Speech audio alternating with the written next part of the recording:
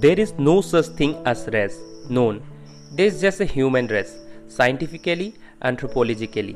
जाति नाम की कोई चीज़ नहीं होती, कोई नहीं, बस एक मानव जाति है, वैज्ञानिक रूप से और मानव शास्त्रीय रूप से भी। रेसिज्म को लेकर यह कहना था Nobel prize winner American novelist और प्रोफेसर टोनी मॉरिसन का, लेकिन बावजूद इस फैक्ट के रेसिज्म आज भी एक बहुत बड़ी प्रॉब्लम है, ना सिर्फ इंडिया में बल्कि एंटायर वर्ल्ड में। आज के इस वीडियो में हम बात करने वाले हैं रेसिज्म और ह्यूमन रेस के बारे में, जो साइंटिफिकली एग्जिस्ट ही नहीं करती, फिर भी रेस या रेसिज्म से रिलेटेड प्रॉब्लम्स हमारे बीच हमारी सोसाइटी में मौजूद है। सो हेलो फ्रेंड्स, मैं हूँ सोहार्द। स्वागत है आप सभी का फिर से एक बार हमारे चैनल एनी इंफोटेनमेंट पर। शुरू करते हैं आज का वीडियो। सबसे पहले रेसिज्म के कंसेप्ट को समझने के लिए आइए देखते हैं मॉडर्न डिक्शनरी के कुछ common definition. Belief that there are distinct human races within inherent differences which determine the abilities and generally that some are superior and some are inferior। इस डेफिनेशन से ये पता चलता है कि ये सिर्फ एक बिलीफ है जिसमें ये माना जाता है कि अलग अलग ह्यूमन रेस के लोग अपनी कुदरती बनावट के हिसाब से अपनी एबिलिटी सेट करता है। Second definition, the policies, practices और सिस्टम, एग्जाम्पल गवर्नमेंट और political, promoting this belief or promoting the dominance of one or more races over others। इस डेफिनेशन के थ्रू ये पता चलता है कि वो सारे गवर्नमेंट और पॉलिटिकल सिस्टम जो इस बिलीफ को प्रमोट करते हो जिसमें एक या अधिक रेस के लोग बाकी लोग को डोमिनेट करता हो। थर्ड डेफिनेशन, प्रिजुडिस और डिस्क्रिमिनेशन बेस्ड अपॉन रेस और ethnicity, an action of such discrimination. अब इस डेफिनेशन को समझने के लिए इसमें का 3 इंपॉर्टेंट वर्ड्स को नोट कर लेते हैं, प्रिजुडिस, रेस और एथनिसिटी। सबसे पहले समझते हैं प्रिजुडिस क्या है। प्रिजुडिस यानी कि ऐसा कोई भी एडवर्स जजमेंट या ओपिनियन जिसका आप बिना सोचे समझे किसी प्रॉपर नॉलेज के बगैर ही पास कर देते हो। अब हाल ही में यूट्यूबर पारस सिंह वाला केस में भी यही हुआ था। उसने बिना कोई नॉलेज के ही अरुणाचल को चाइना और वहाँ के लोगों को चाइनीज बोल दिया था। खैर, इस स्टेटमेंट के लिए उसने बाद में माफ़ी भी मांग ली थी, लेकिन अब वो अरुणाचल प्रदेश के पुलिस की कस्टडी में है और अब यह मैटर कोर्ट पे है।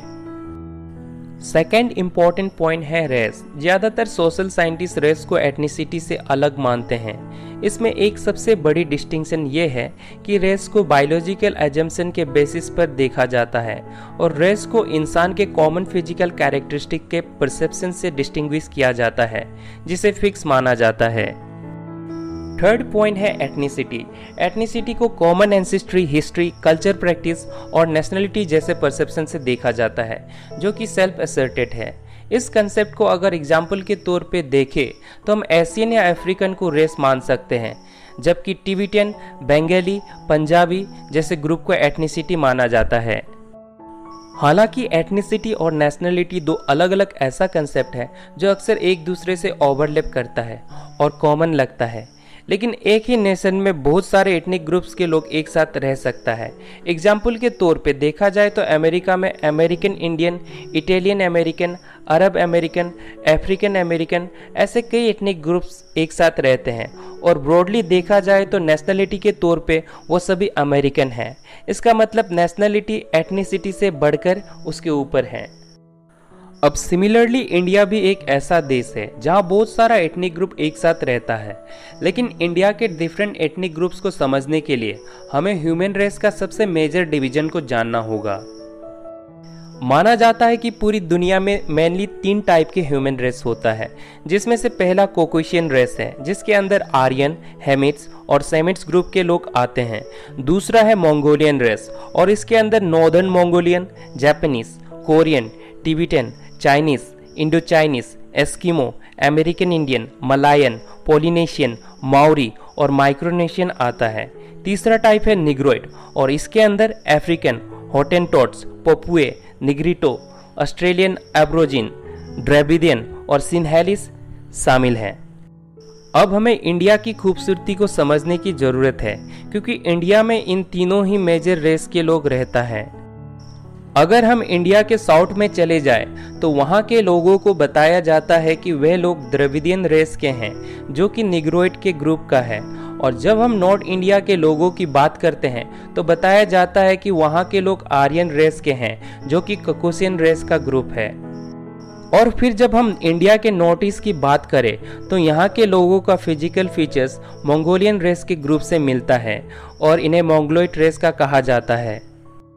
जब हम इन तीनों पॉइंट को समराइज करके देखें तो इंडिया में ककोसियन, निग्रोइड और मंगोलॉइड ये तीनों ही रेस के लोग यहाँ के इनहेबिटेंट हैं। अब देखा जाए तो इंडिया के हिस्ट्रिकली, कल्चरली और नेचुरली इतने ज़्यादा डाइवर्स और रिच होने के बावजूद भी हमारे बीच रेसिज्म एक बहुत बड़ा प्रॉब्लम है। वैसे रेसिज्म का प्रॉब्लम सिर्फ इंडिया में ही नहीं बल्कि ये प्रॉब्लम पूरी दुनिया में एग्जिस्ट करती है। अगर हम हिस्ट्री की बात छोड़ भी दें तो अभी भी हाल ही में हमने अमेरिका जैसे डेवलप्ड कंट्री में भी आज के वक्त भी ब्लैक लाइव्स मैटर्स वाला मूवमेंट देखा।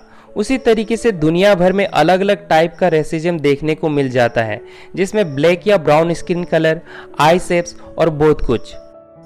इन सभी के बेसिस पर इंसान ही इंसान को डिस्क्रिमिनेट करता है।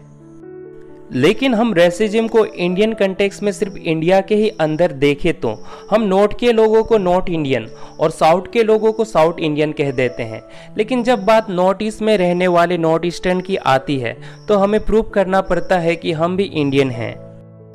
कई बार कुछ हमारे ही लोग हमें हमारी फिजिकल एट्रीब्यूट्स को देखकर चाइनीज, चिंकी और मोमो बुलाते हैं। हाँ, वो बात अलग है।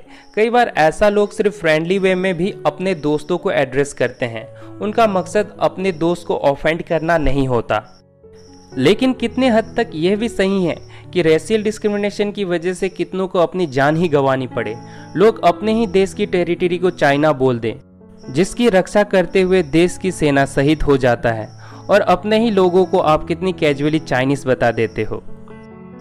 अगर हमारे देश के लोग अभी भी नॉलेज और इंटरेक्शन की कमी की वजह से अपने ही देश को दूसरों का और अपनों को पराया मानता है तो ऐसे में वाकई बहुत ज़रूरी है सरकार को हमारे बेसिक एजुकेशन को अपडेट करने की। और इसी बात को लेकर अभी सोशल मीडिया के जरिए कैंपेन भी चलाया जा रहा है कि एनसीईआरटी की सिलेबस में नॉर्थ ईस्ट के विषय में एक चैप्टर को इंक्लूड किया जाए, #नॉर्थ ईस्ट मैटर्स। मुझे पर्सनली लगता है कि इसके अलावा स्टूडेंट्स के इंटरेक्शंस को बढ़ाने के लिए उन्हें कुछ ऐसा प्रोजेक्ट भी दिया जाना चाहिए जिससे हिस्ट्रिकल, सोशल और कल्चरल आइडियाज स्टूडेंट्स के बीच एक्सचेंज हो सके और वो ज़्यादा प्रैक्टिकली लर्न कर सके सब्जेक्ट को। सेकेंडली, जब भी स्कूल या कॉलेजेस से स्टूडेंट्स का एक्सकर्शन ट्रिप होता है तो नॉर्थ ईस्ट से तो स्टूडेंट्स को इंडिया के अलग अलग स्टेट्स में ले जाया जाता है। इससे वो फिजिकली दूसरे स्टेट्स के बारे में लर्न कर पाते हैं। लेकिन इंडिया के बाकी पार्ट से नॉर्थ ईस्ट के लिए कितनी एक्सकर्शन ट्रिप प्लान की जाती होगी, ये एक सवाल है। सो मुझे लगता है बाकी स्टेट्स के एक्सकर्शन ट्रिप में भी नॉर्थ ईस्ट का भी आइटिनरी शामिल होना चाहिए। आप सबको क्या लगता है, हमें अपने देश से रेसिज्म और रेसिज्म से जुड़ी अज्ञानता और हिंसा को मिटाने के लिए क्या करना चाहिए? कमेंट बॉक्स में अपने विचार जरूर रखें ताकि हम एक दूसरे से बेहतर आइडिया कल्टीवेट कर सकें। इस वीडियो को बनाने में मैंने एक्चुअली में मिडनाइट ऑयल जलाया है ताकि सोसाइटी में कुछ पॉजिटिव चेंजेस लाने में कंट्रीब्यूट कर सकूं। लेकिन जब तक आप मेरे इस काम को शेयर नहीं करेंगे तब तक यह मेहनत अधूरी है। सो प्लीज़ इस वीडियो को जितना हो सके शेयर कीजिए, वीडियो को लाइक करके उत्साह बढ़ाइए ताकि मैं आप सभी के लिए अच्छे से अच्छा कंटेंट लाता रहूं। मिलते हैं फिर से एक नई उमंग और उम्मीद के साथ। तब तक रखिए अपना और अपनों का ढेर सारा ख्याल। Take care. जय हिंद।